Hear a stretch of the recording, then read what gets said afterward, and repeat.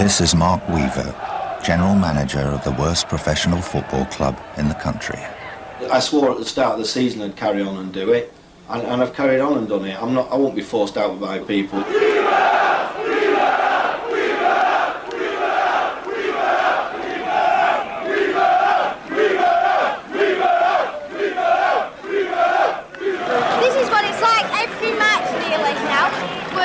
Having pitch invasions in the middle of match, pitch invasions before and after match. Just remember what Churchill said. Never give up! Never give up!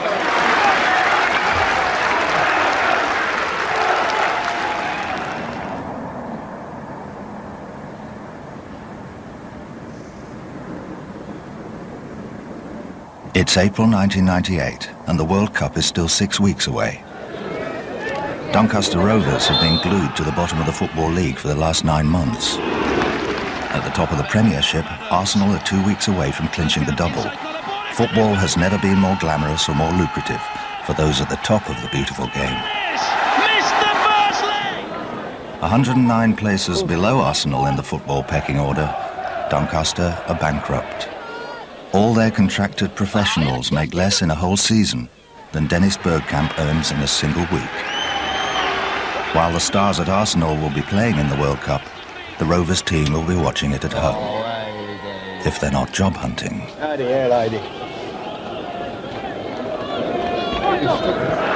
Like Arsenal, Doncaster Rovers also play in red shirts, but that's all they have in common. This season, the Rovers have scored 33 goals. They've let in 127. We've been saying all season that, around about Christmas, that things could get better. We're hoping for the next match that things are going to get better, or the season goes on, it's going to get better, but it just hasn't. Since August, the team has had 6 managers, 6 captains, 6 goalkeepers. Relegation is a certainty, but they have 2 matches still to play.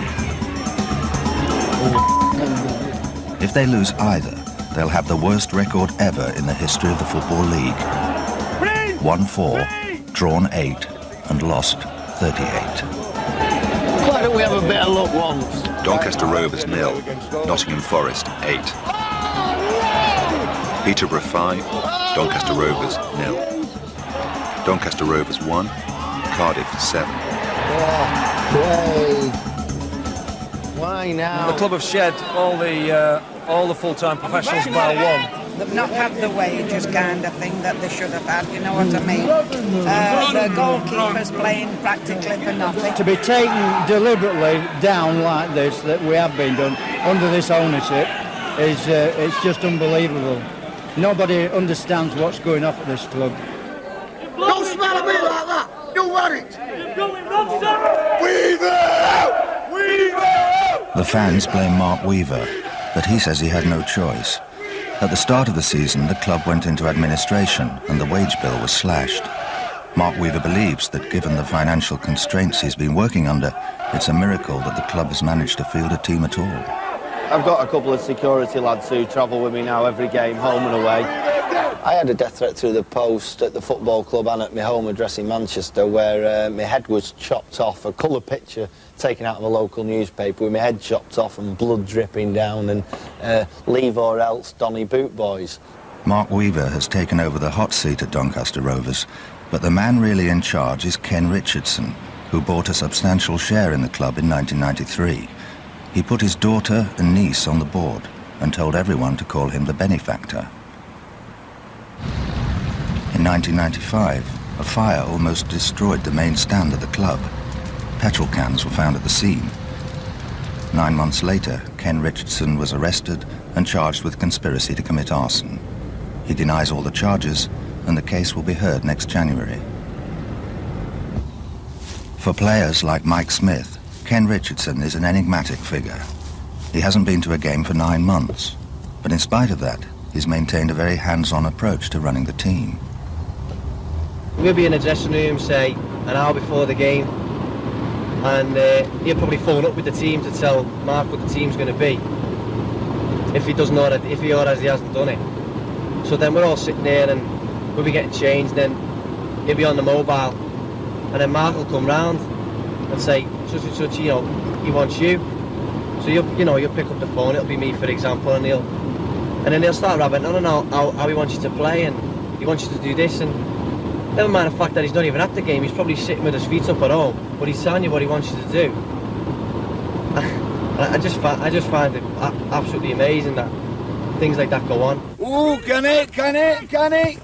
No. The man officially in charge of football at the club is former Uruguayan youth international Danny Bergara. I believe, and I honestly believe that I am one of the best coaches in this country. I'm part of the world anyway. I've been around the world. I got more experience than anybody else. Oh, you give it to him. Oh. Danny was the top striker in the Spanish league for 2 years running in the late 60s. He came to England 25 years ago. Doncaster Rovers is his 13th club. In July '88, I became the first foreign manager in the history of English football. It's by far the worst job that I've ever have to face. I have learned in the 6 months I've been at this club things that I never would have never believed existed. Listen, lad, I explained it to you yesterday. I have been explaining it to you for the past 3 months. And it's funny. It's one person here that I never had tell him nothing, and he's doing exactly what I asking you for 3 months. I promise Danny you. resigned 3 weeks after he took the job because of abuse from the fans. But now he's back and determined to see the season out. That's what I'm trying to tell you. I'm not having a rocket at you. I'm just bloody making sure that you get into your mind that you've got the ability. But that one is not in a fool. And neither is at the front. It wasn't always this way at Doncaster. There are still a few people at the club who can remember the glory days. This is in the old players' lounge, this, and these are some of the past teams, some of the past players what played for the Rovers. Some of them, a lot of them are dead, but quite a few of them still living. This is a glaring one. This is Peter Doherty, who came and took them up into the second division. This is the great Charlie Williams, who was down the other day. He went on to become a famous star and comedian. On TV, he was in Golden Shot, the Golden Shot. And what was the biggest crowd you were ever here for? 36,000, Hull City game. And what was it like? What was the atmosphere like? Oh, it was tremendous. You couldn't hear yourself. As I say, I'd be about 9 or 10, and it was fantastic. We thought it was out of this world. Couldn't believe it. Football stopped becoming a sport many years ago now. We've got gates of 700, 500, 900, 1,200 here regularly this season, and gate receipts of that means you can't survive in a football league. It's all in the Premier League, all the Premier, they've got all the money, and all these little clubs, we haven't got nothing, and yet they've got to get the talent from these. As soon as we get a youth or somebody looking good, they come and snap him up, buy it with no chance, and that's it. It's not sport anymore, it's just money. Teams like Doncaster have always survived by nurturing young talent and selling it on. Offside! Famous for rejecting the services of a young Kevin Keegan, now the youth team are the lifeblood of Doncaster Rovers. We're good. We are good. Best. Yeah, probably. Many people have said we're the best in England. We've beat the big teams. Yeah. But most of them now play for the first team because all the professionals have been sold. Danny's reluctant to play them in the youth team any longer. The thing is that if we play them and they get injured, then we've got a problem with the first team. Danny needs 13 fit players for the Rovers' final away game against Swansea in 2 days' time.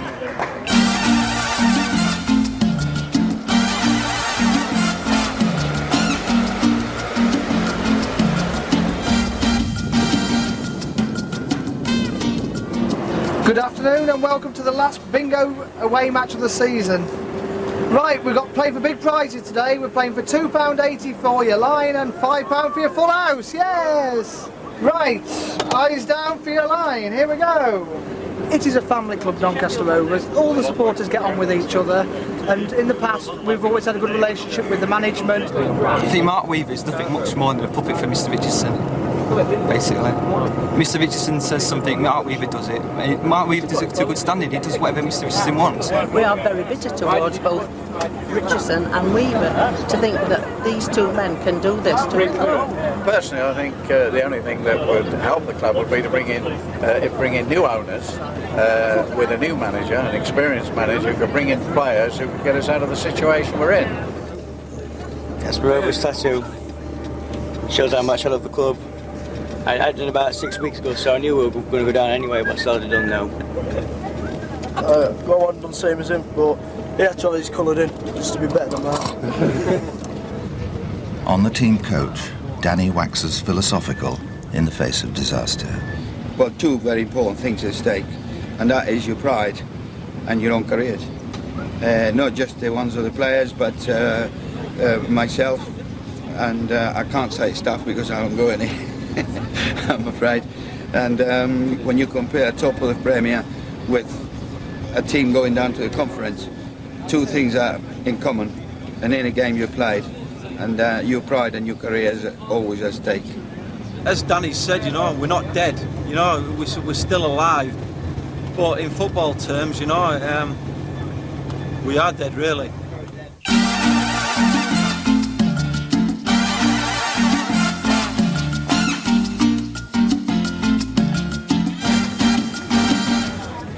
Danny's desperate for a win today, and he's got a cunning trick up his sleeve to surprise the Swansea defence. What number do you play at? 4. Always, all through the Yeah, season? well, most of the season. Until they mess about with the numbers and try and confuse other people. What?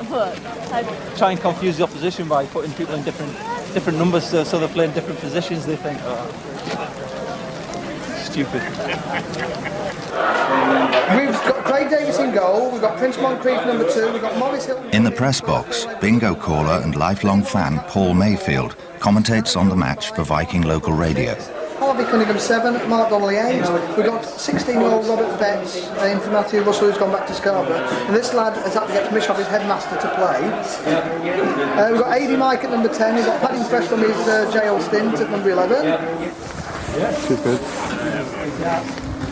Thanks a lot, Connie, mate. That's what I say.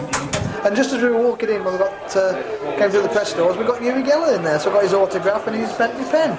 Yeah, so Yuri Geller was coming in. I think he's come to bend the free kicks for Doncaster today. Do you have a bunch of babies pulling up on bed, A bunch of keys.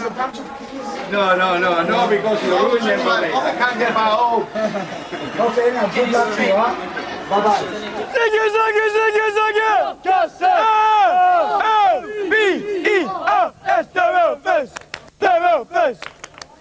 Listen, lads, it's a long way to go to come and then get crucified. And you'll only get crucified if you don't put 100% effort and concentration. As simple as that. Flying high up in the sky, we'll keep the red flag flying high. When the Rovers win the league, we'll keep the red flag flying high.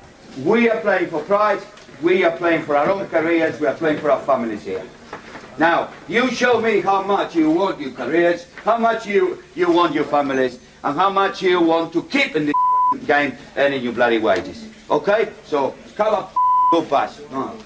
It's the football club's last ever Football League away game. You can take it the two ways. You can go out and toss it off and we get dumped and that's it. Or we can go out there with a bit of pride and win the game.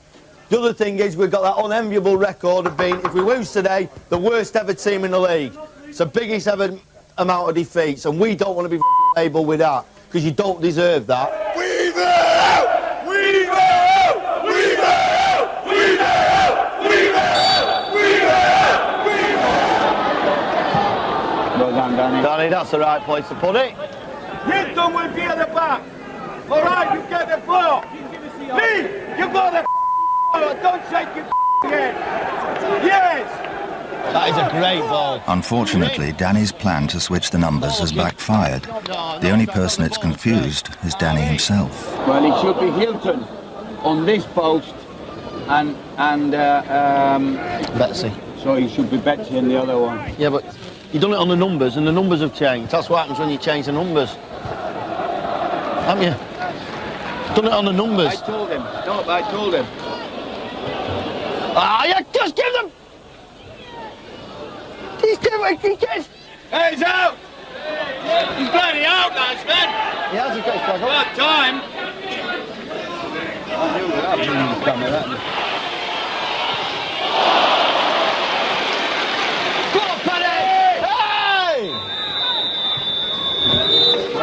Half-time, no score.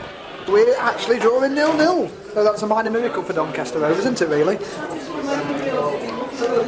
It probably is, yes. I mean, Doncaster have been really sort of backs to the wall in this first half, but some resolute defending by the youngsters. I mean, every shot what was going in, they were there jumping in, blocking the shot. I mean, the amount of saves that Craig Davis has had to make has been quite a few, although not really troubled. We've held out really well. We can win this game. Matt, you want to? No, you don't. Listen, you at least don't lose it. At least. Let's please.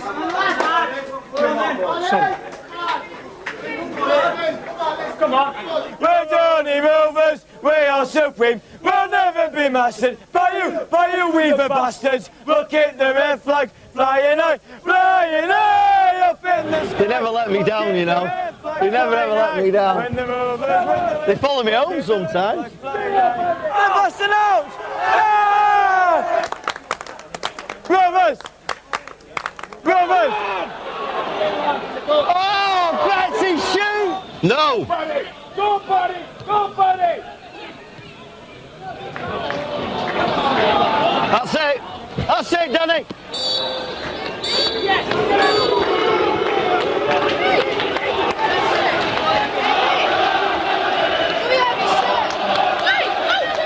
Swansea have had the most of the possession, but we've had the best chances, and we've come here 0-0 with a bunch of kids, and it all holds good for next year if we can keep the club going.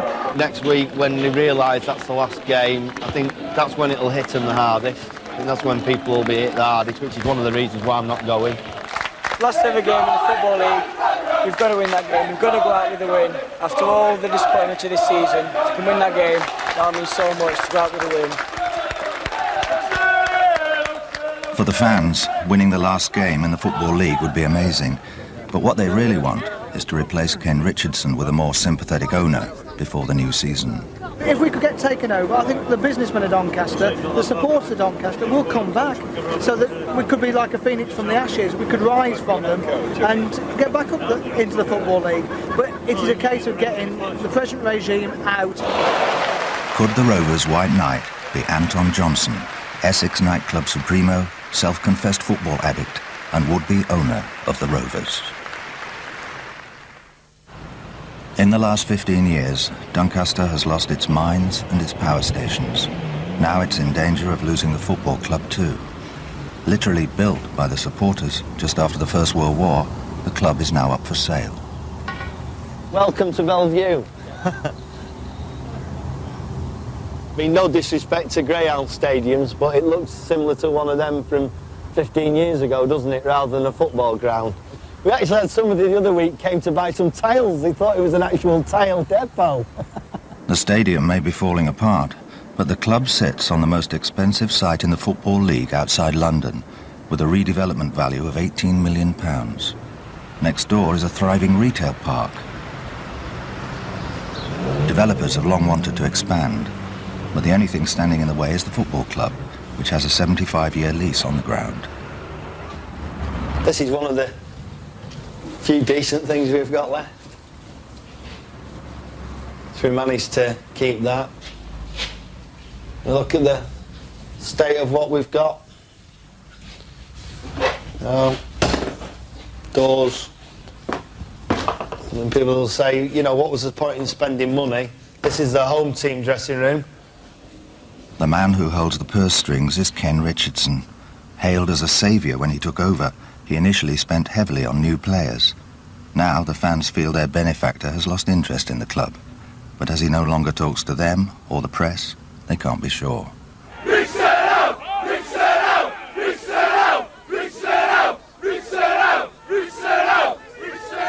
I can stand up for him because I know what he did for the football club. I know how much time he put in. I know how much it meant to him. I know how much money he's put in. I know what he's been through to try and get the results. Maybe when he came in you could say there was some good done. We've got a lot of new players, some good, some bad.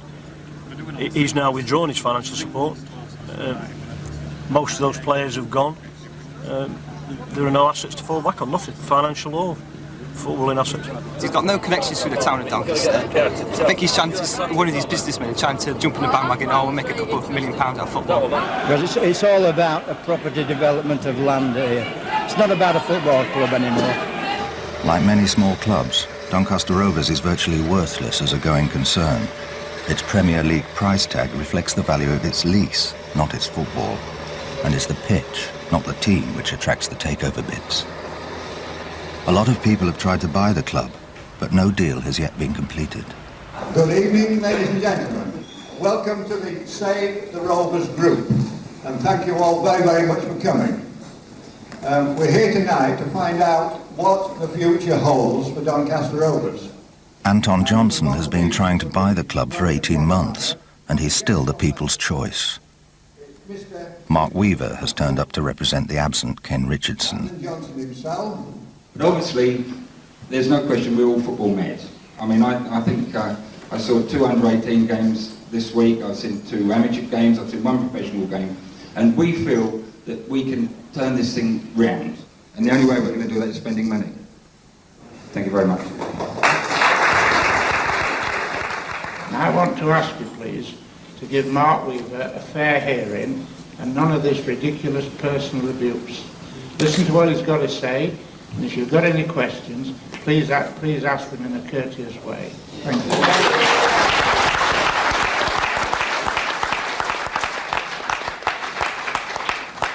Thank you for giving me the opportunity to answer some of them questions.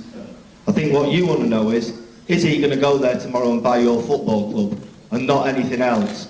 What I want to know is, does Mr Johnson value, I'll believe this, does Mr Johnson value Doncaster Rovers at the asking price that Dinard Trading and the Richardson Trust put on it?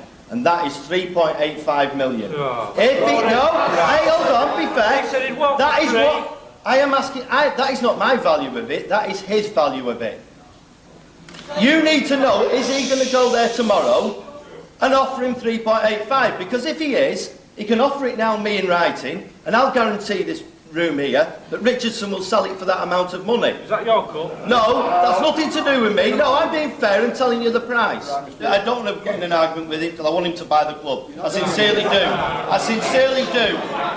And ask him that. You're asking how will he pay it? Yeah.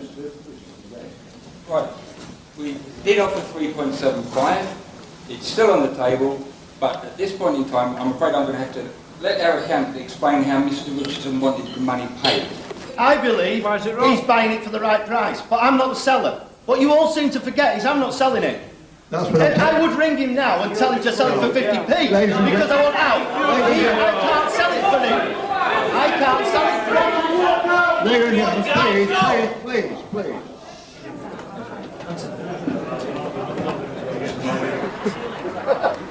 For Johnson, buying the Rovers will not be straightforward.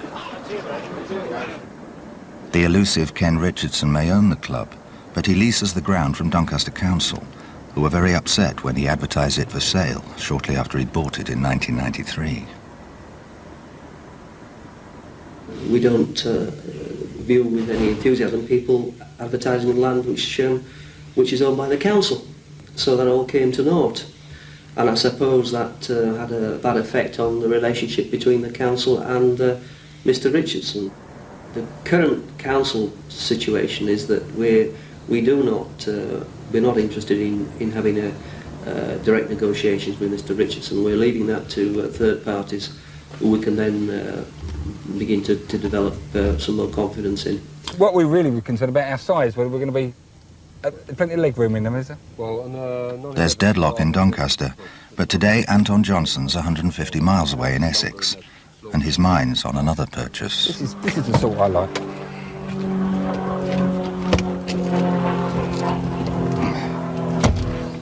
That is just the hard thing getting in. Well, you've got a seat, put a seat. He's not a very practical man at times. He just sees that as his summer toy. Did I put that on? Pardon? Did I put that on? Did I do that? Yeah, it's a self-activating one. You've got to have a Porsche if you have a football club. Yeah. Yeah, so that suits me, yeah? Better go and say thank you to this guy. Excuse me. In the 80s, Anton Johnson was known as the king of clubs, the Mr. Fix-It of football. He knew how to bring in the stars. He brought Emlyn Hughes to Rotherham, Bobby Moore to Southend, and George Best to Bournemouth. But in 1984, the Football League decided he had broken their rules by having dual control of Southend and Rotherham. They've pledged to take a close look at any club he tries to buy in the future. Back in Doncaster, everything's going wrong. Ken's got problems with the mower. As I say, it's getting on a bit now, this machine. Whether we can or not, I don't know. Well, it's one the supporters club bought us second hand about 2 or 3 years ago. It's an Alec mowing machine front with a Robin Reliant engine. The lock has broken on the players' entrance, and half the youth team are locked inside. Nicky wants a screwdriver. Is the groundsman in there? And all of Danny's remaining staff have left or resigned. I've got to do the training for the first team, the training for the reserves, which is similar to same as first team, the kids, the youth, the under 18s. I do the School of Excellence every Thursday night. I have to drive the kids when I'm available, take them to, you know, whatever venue, Leeds, Scarborough. I drive the coach myself. It is another great experience. The youth team have to train by themselves in the stands to save wear and tear on the pitch, while the first team train with Danny in the local park, without lines or goalposts. Danny wants to work on pattern, but he doesn't have a full squad. Since the club stopped paying expenses, training is voluntary, and there aren't many volunteers today. You go back to the ground and you can do your weight a couple of circuits or leave it alone. Simple as that. Though the Rovers are dying, football in Doncaster is as popular as ever. More children play organised soccer here than anywhere else in the country. But their heroes are not from Bellevue. Dixon for Arsenal, right to his left-hand side. It's Man United, Newcastle, Liverpool who are the big teams now in South Yorkshire. For these children, football means the Premier League and satellite television, not a rainy afternoon at Bellevue. A whole generation of fans have been lost to Doncaster Rovers. The youth team are playing their final home fixture at the club. By half-time, they're 1-0 down, and Danny is trying to inspire them with a beautiful game. You probably saw Arsenal the other day, and within 13 minutes you already pulverised Blackburn by moving the ball quickly to the front, got into the opponent's half, and he blooming ran the ring down there. There were crosses in, they were dribbling in, they were blooming strikes at goal. Fantastic. If you don't want to play for Arsenal, what the hell are you doing here then? If we can just repair that, the simple things, where do you do them? Get the ball at the back, hit the front. I don't mean move, I don't mean wall up, I mean hit the front.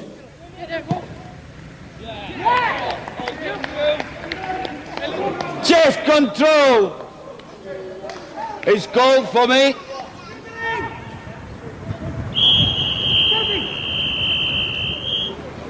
The youth team finished their season on a defeat. They'll soon find out that all their remaining fixtures are cancelled due to lack of funds, and there will be no youth programme next season. With days to go to the end of the season, the club's in desperate straits. Only a large gate at the last game will save them. For the few remaining players, the future is very uncertain. I don't know what's going to happen now.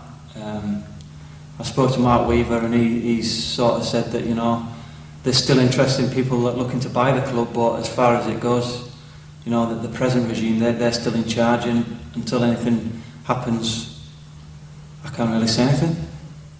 Sadly for Doncaster, nothing does look like happening, and would-be saviour Anton Johnson has been shopping in Scotland for other football clubs. Obviously our priority was Doncaster, but we've certainly got our we actually put the offer into Falkirk, which initially was the one and only, and felt it was going to be accepted. Still in abeyance at the moment.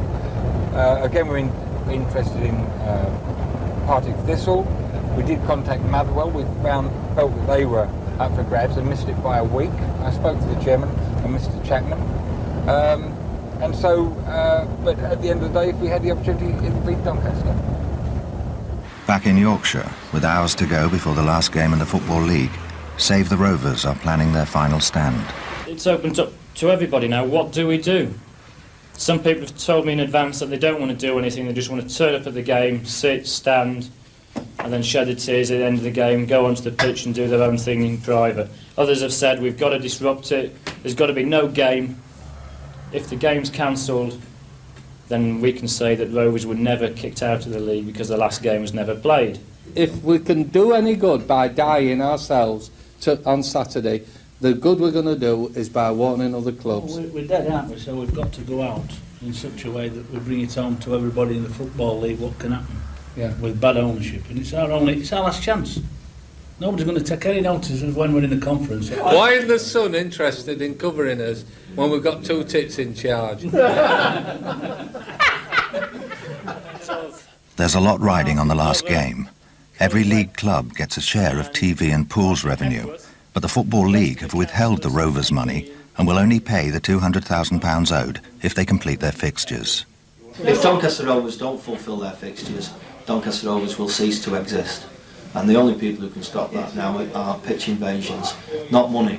I can make sure we fulfil the fixtures, that's not a problem. I'm not saying we disrupt the game or stop the game. We want, in my opinion, we want to have as many banners and notices as we possibly can get down there. Because for once, Weaver won't be there, hopefully. I think if you're going to do anything, you've got to do something very big and very spectacular, or you've got to do nothing at all. It's all down to the last game. If Rovers lose it, they'll have the worst ever record in the Football League. If they don't complete the fixture, the club might die anyway. Mark Weaver has said he'll stay away. The fans know it's their last chance to draw the attention of the football world to their plight.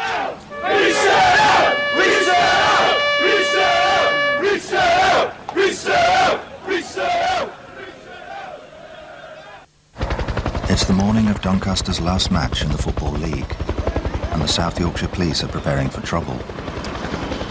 They're expecting a record gate. Nearly 5,000 tickets have been sold. I'll have that pinned on my front. I've had them all over me all season, various ones on the front, on the back, various posters, but the last few months we've been aiming at Weaver, because Weaver's been the one there, but on Wednesday night we decided it's got to be back to Richardson again. My father, I mean, he was the one who took me to Bellevue first, and when we had a minute's silence after the Hillsborough tragedy, I mean, it was my father that was in my mind. He's there with me when I'm at Bellevue, and he'll be there today. And I'm sure there'll be hundreds of people there today who will be thinking about former players, but they'll be thinking about the friends that they knew there and the relatives and their early memories. And it's part of our lives, and it's not fair that that has been taken away from us. Well, I mean, it's just not fair. Where we're laying the Reeves is where I first stood and Tony first stood, and we first took our children, because it was the family stand. It was an old wooden stand, but that's where the children went, and that's your early memories of Rovers, you know, sitting there and then later on standing there. Sad. Look for luck, we might even win today. There's no chance. Yeah. Reset! Reset! Reset! Reset! Get that out! Reset! Reset! Reset! I can't cope with it, to be honest. That's why I'm not saying anything, not chanting. The Colchester team have everything to play for today. They could be promoted to the second division, while the Rovers bow out of the league.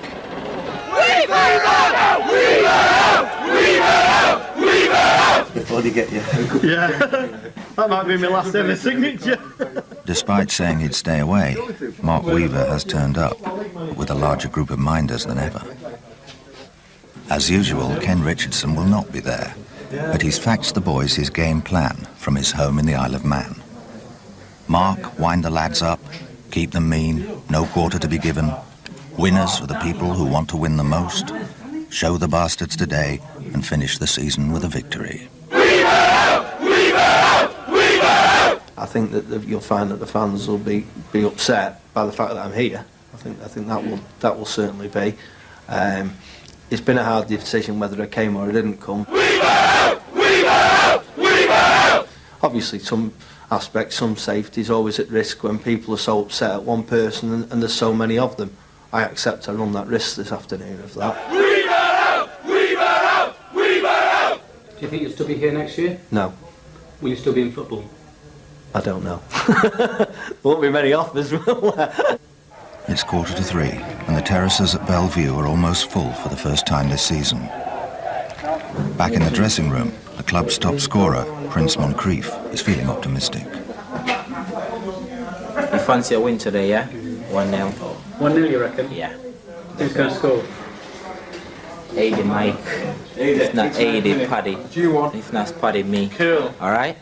Okay. After the game, you come straight off the pitch. You don't go to the fans, you don't do anything. The police have told you you must come straight off the pitch down the tunnel. You come in here. If the police think it's safe for you to go back out and there'll be no problems, they'll take you out. Don't stay out there, right? Don't give your shirts away or anything at the end.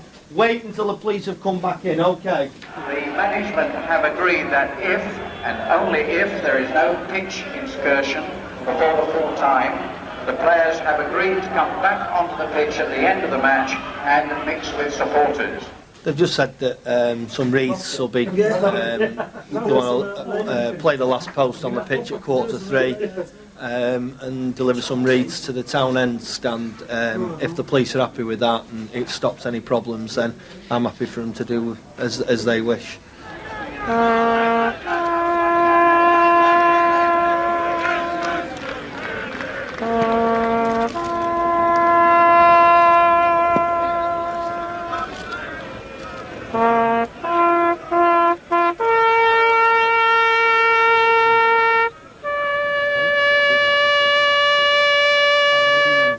Under the circumstances that we have to work, you have done your best.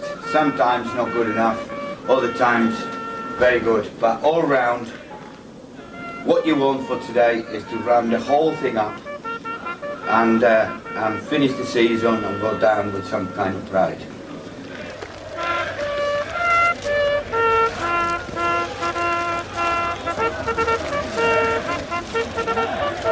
It's not really Doncaster Rovers. It's at this moment in time. It's nothing else. It's not Mark Weaver. It's not Danny Pagara. It's your own careers, lads. Someone will pick most of you up, or some people will come and pick you up, like they have done with quite a number of the youngsters. If you go out there and show the desire, the will to win, there will always be somebody that will give you another chance.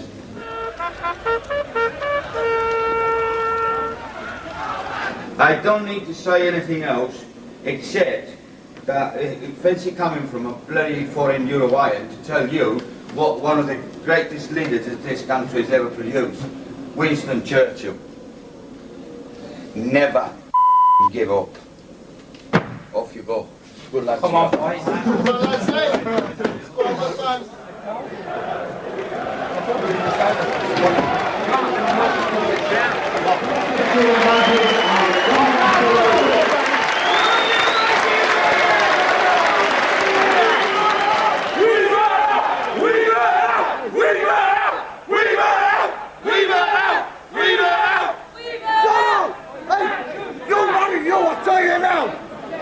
a pity the police aren't telling him to get out the ground. Come with me! You go! Come with me! Come on! He's on a promise! Hey! Hey!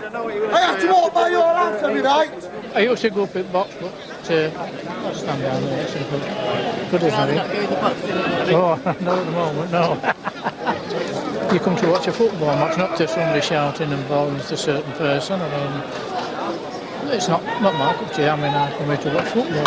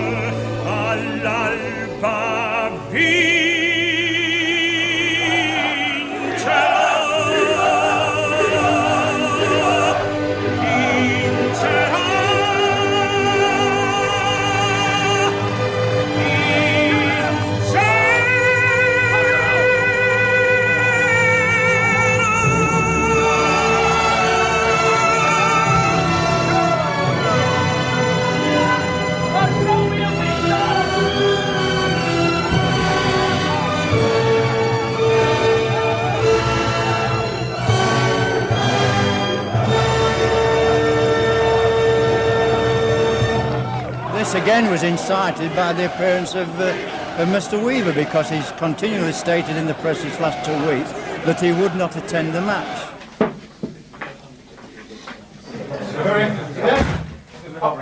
I'm just going to tell the Doncaster players what's going on. 1 minute. Hey, come on, lads. Don't do that to me again, Mr. Just don't do that to me again. Every match from the beginning of the season, we've had this. We've been having pitch invasions in the middle of the match, pitch invasions before and after match.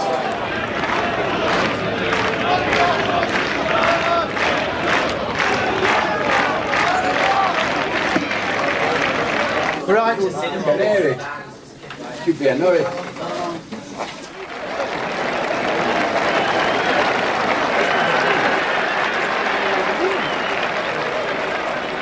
I wasn't protesting, I was doing my own little piece. I weren't causing any trouble, and I got a policeman sticking his fingers straight behind my ears.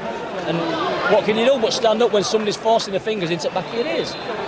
So, it hurt. But at the end of the day, it's part of the ritual at the club, you know. Everybody's hurting today.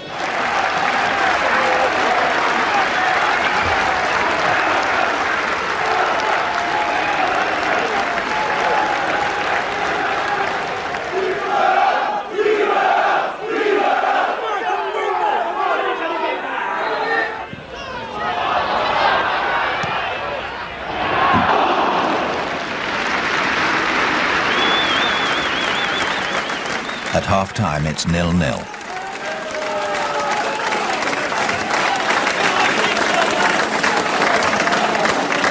Hey, listen.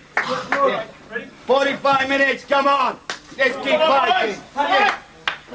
You refuse to give in here. Paddy, you have to net me one in that, you know. You have to net one in that.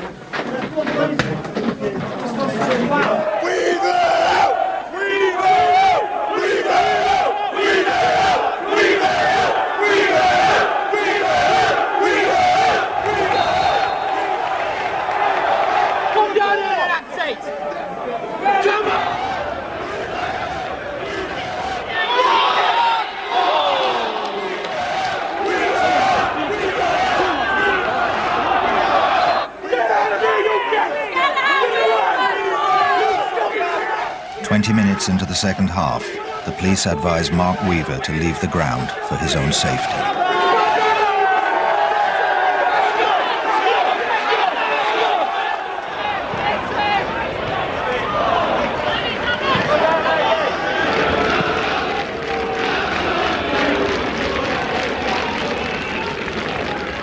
I'd like to see him go out with it when if I could.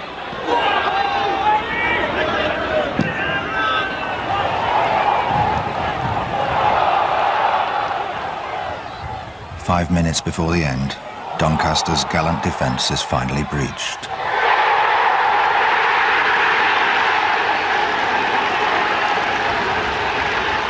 The Rovers have broken the only record they didn't want to break, and 75 years of Football League history is about to come to an end. A fresh start for Colchester, but it's all over for the Rovers. Well done, all about.